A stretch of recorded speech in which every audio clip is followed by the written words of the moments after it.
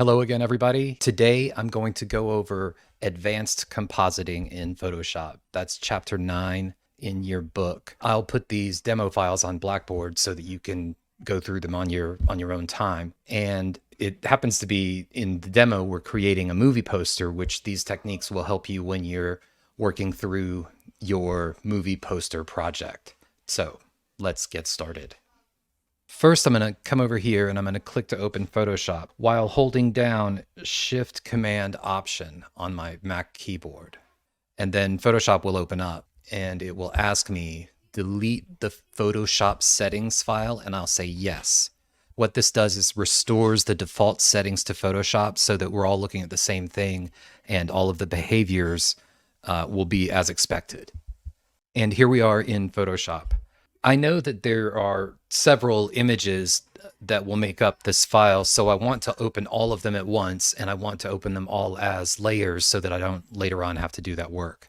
So under File, I'm going to scroll down to Scripts and Load Files into Stack. And here in this Load Layers window, I'm going to choose Folder and then Browse. Here I am in the folder that I want to use, Lesson 9. And so here I'll click Open, meaning what I want it to do is pick all of the files from this folder and place them into Photoshop. I'm going to leave these two items unchecked and click OK.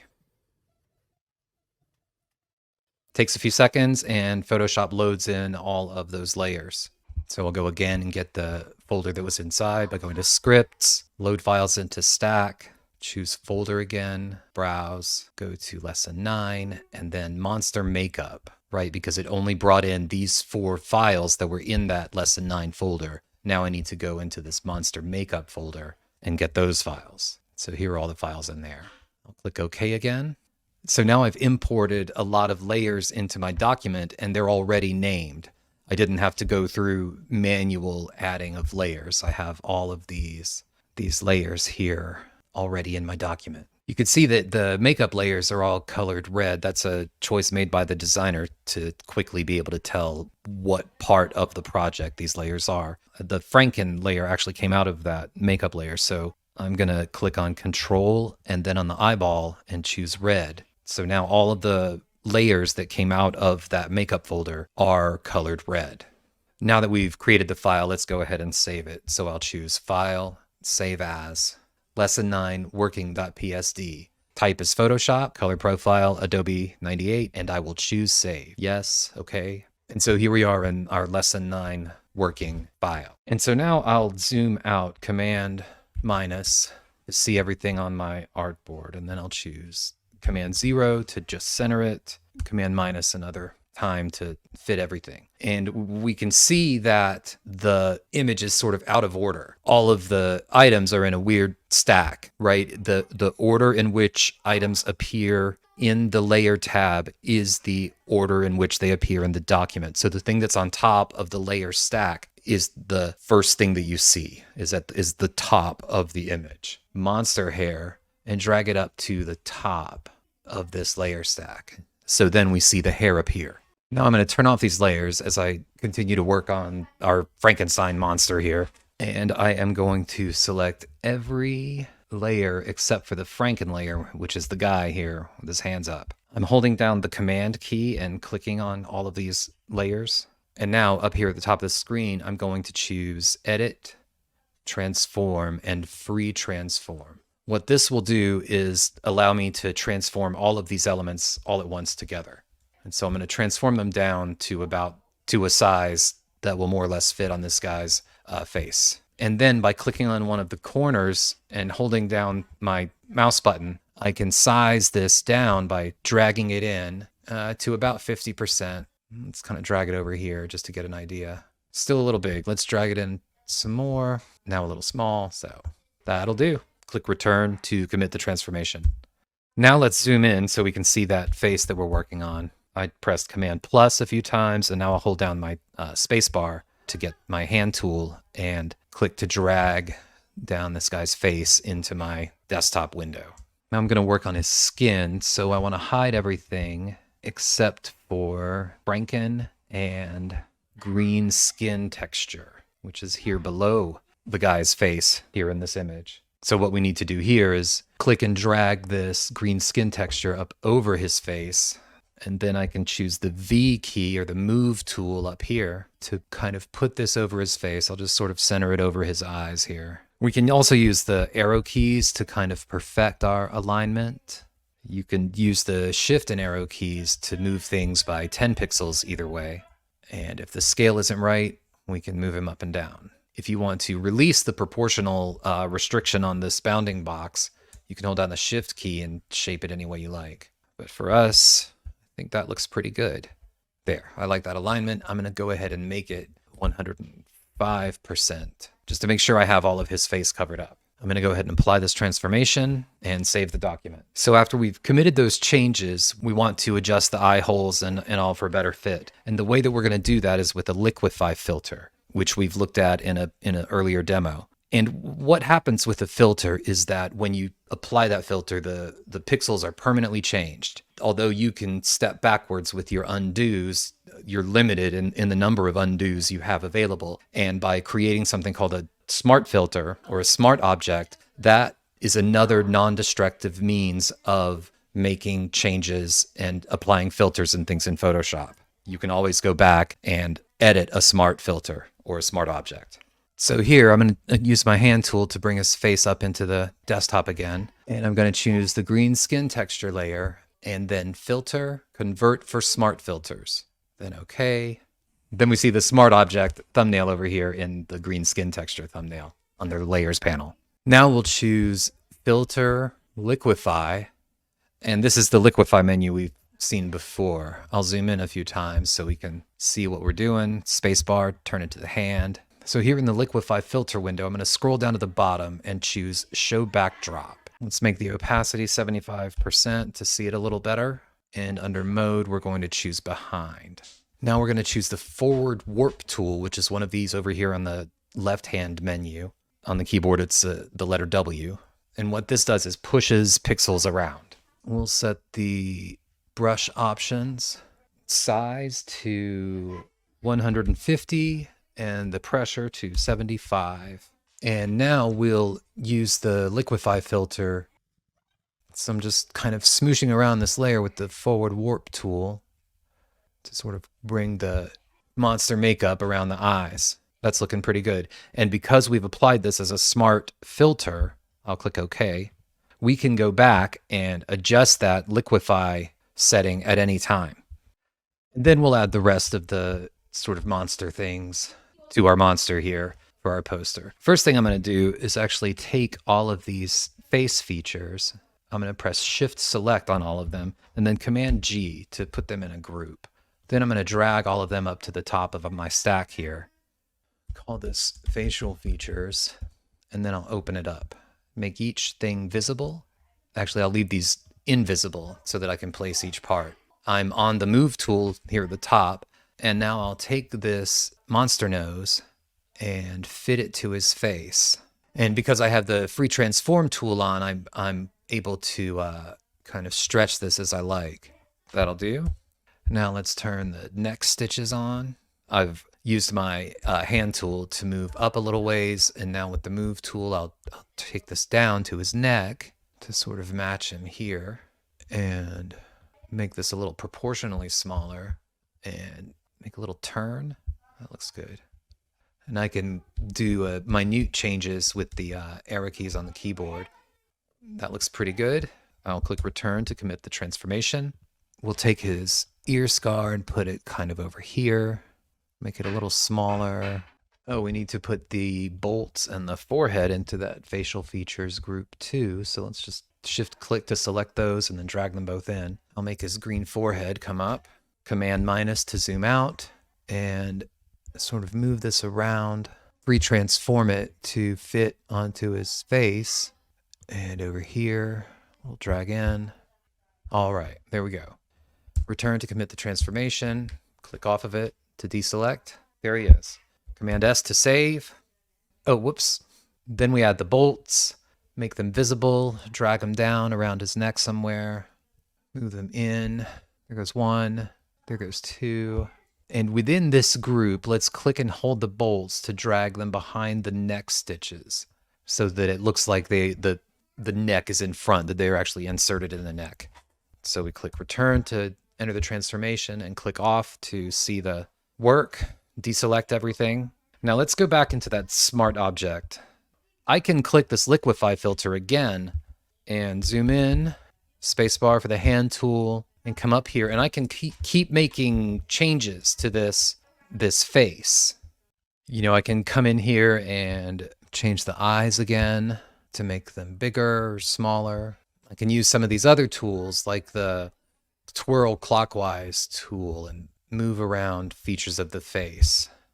You can use the pucker tool to kind of squeeze things, and you can use the bloat tool to make things bloat out.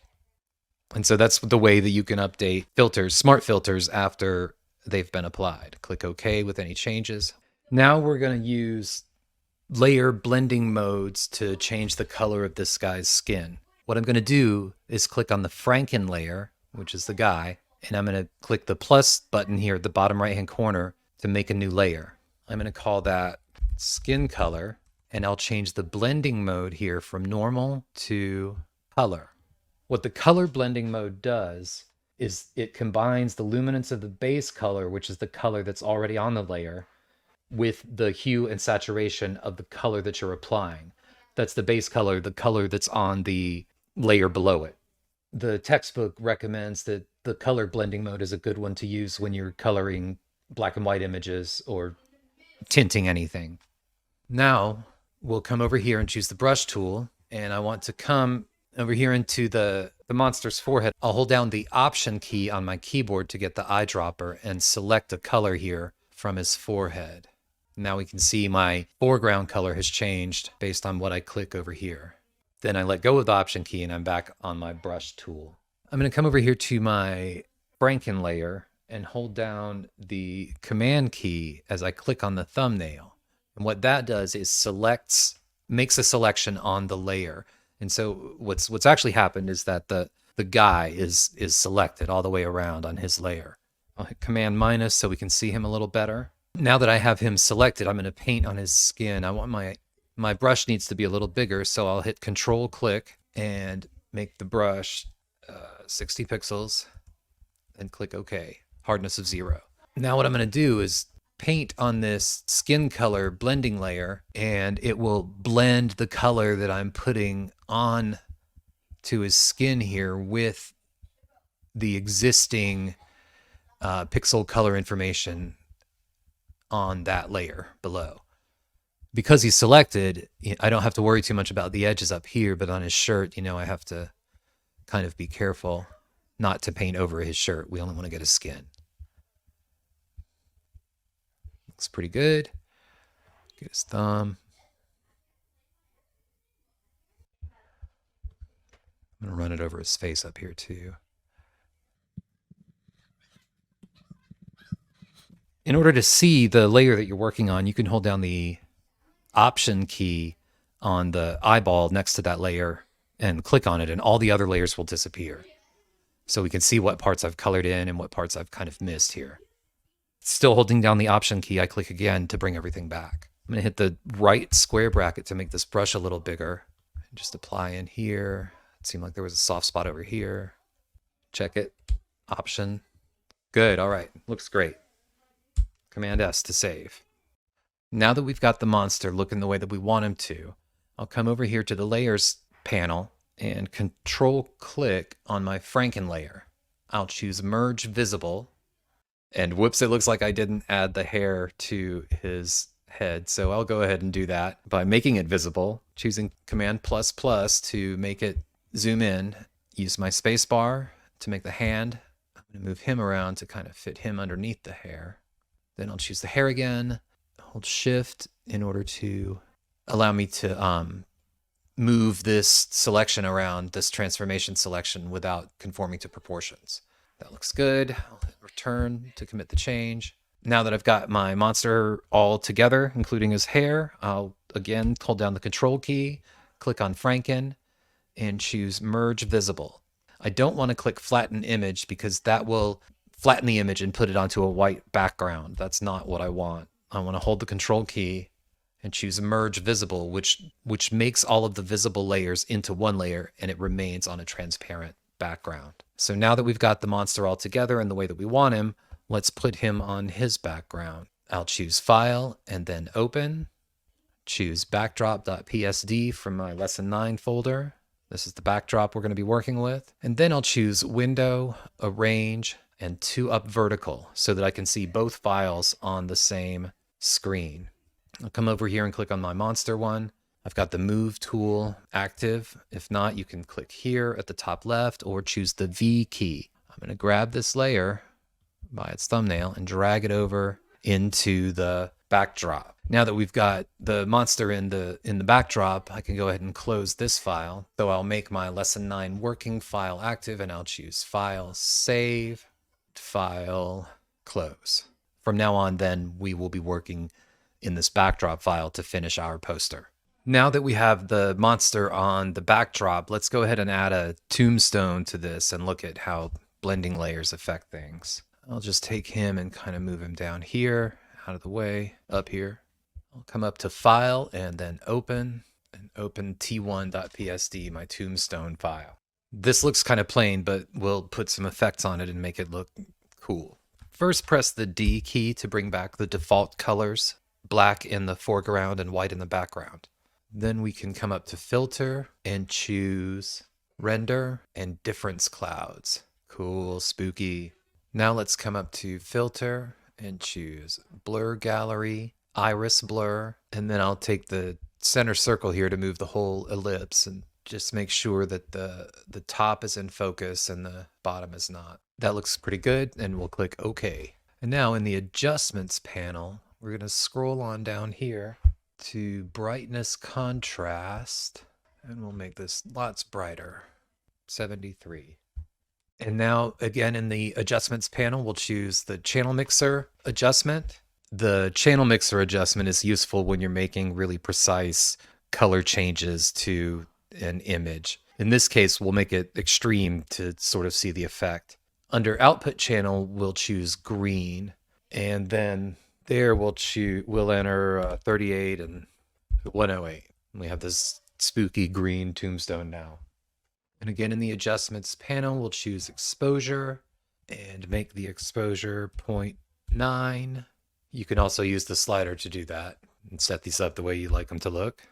Okay, that looks fine. Now we'll go click on layer 1 again, and I will choose Filter, Noise, Add Noise to give it a little more of a stone texture. 12.5% is a little bit too much, so let's go with 3%. Change the distribution to Gaussian and check monochromatic.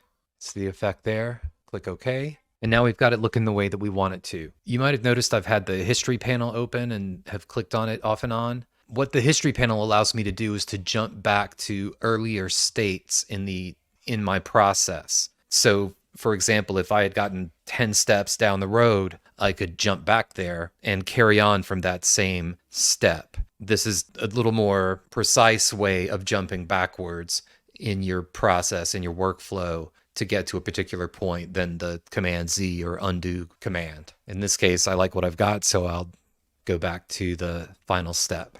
Now let's choose Window, Arrange, Tile All Vertically. And so we have our backdrop with the monster and this image. On the tombstone image, I'll control click on layer 1 and choose Merge Visible again. And now I'll click on that layer and drag it over here into my backdrop layer. Click OK if it asks me to match the colors. And there we are. Now that we've got the tombstone in our poster, I can go ahead and close this T1 window, choose Command W to get rid of that, save. Now I can save my movie poster as a movie poster. Now we need to add another image to our poster.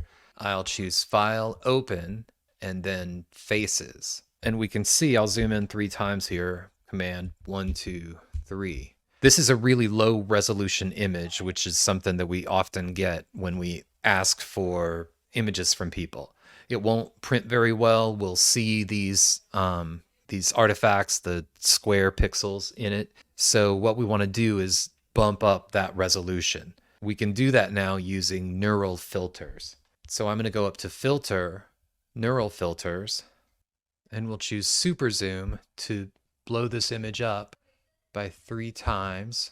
Remove JPEG artifacts, make 3 for noise reduction, go with 3 for sharpen, enhance face details. Look how much better that looks. To compare it, we can choose this Show Original button down here. That's what it did look like. Now we fixed it up with the Super Zoom tool. Make sure Output is New Document and click OK. And our new document is opened as Untitled 1. Much better resolution, 3 times bigger, 648 pixels by 864 pixels. Okay, now that we've bumped up the resolution, we'll choose Command A to select all of it and Command C to copy. Then over here on our movie poster, we'll draw a shape here in the upper corner with the fire escape and all. Make it an, oops. And make this an oval, an ellipse. There we go, just like that. Now I've made my elliptical marquee. I want to make the edges softer, so I'll choose Feather Selection and make that feather radius 50 pixels. Click OK. And then with my faces copied, I'll choose Edit, Paste Special, Paste Into. I'll click OK on the color profile, and now I can see my improved resolution faces dropped in with a feathered edge there into that elliptical shape. See how it's not destructive either, it just made a mask around the couple's face. We'll disable that mask so you can see. So it made a feathered mask around these folks' faces. And because the image is selected and I have my Move tool selected, I can move them around within that mask until I get what I want them to look like. In order to make it blend better, I'll come up here to the blending mode and choose luminosity and then make the opacity 50%. Click off. We can move these elements around if we choose to make them bigger or smaller. Never be afraid to take up space in your design. I don't really like where the monster's at, so we'll kind of put him here behind the title, stretch him out a bit, make these folks a little bigger, transforming by 10% maybe, another 10%. So now our poster is complete.